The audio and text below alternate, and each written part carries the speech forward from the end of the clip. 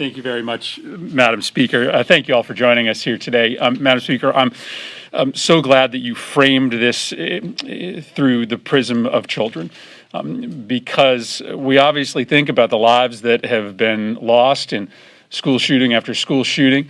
But what we often forget is that there are generations of kids who are experiencing mind-altering trauma every single day, growing up in incredibly violent neighborhoods.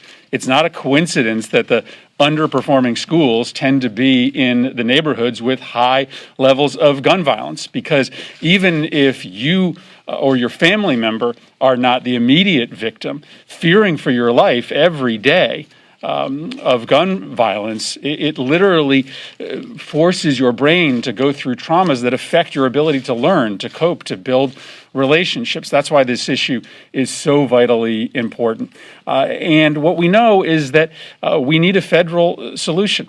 Guns don't respect state borders.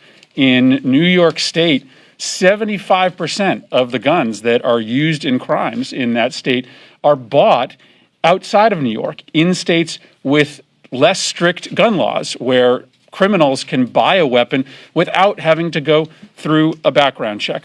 And so in order to protect all of America's children, we need to pass universal background checks and close the Charleston loophole. Finally, it is hard to find a piece of legislation that is more popular than the American Rescue Plan.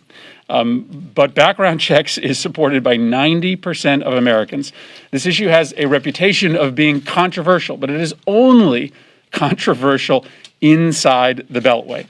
Outside of Washington, Republicans, Democrats, gun owners, non-gun owners, NRA members, non-NRA members agree we should tighten our gun laws to make sure that criminals and people with histories of serious mental illness cannot buy guns. This is a unifying issue, and I'm so grateful to my House colleagues for bringing this bill to the floor early in this session, for bringing Republicans and Democrats behind it.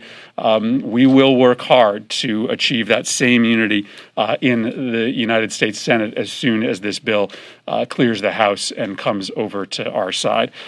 So with that, I think I'm going to turn this over to the champion for the Charleston loophole, somebody who has been speaking truth to power on this issue his entire career, Whip Clyburn.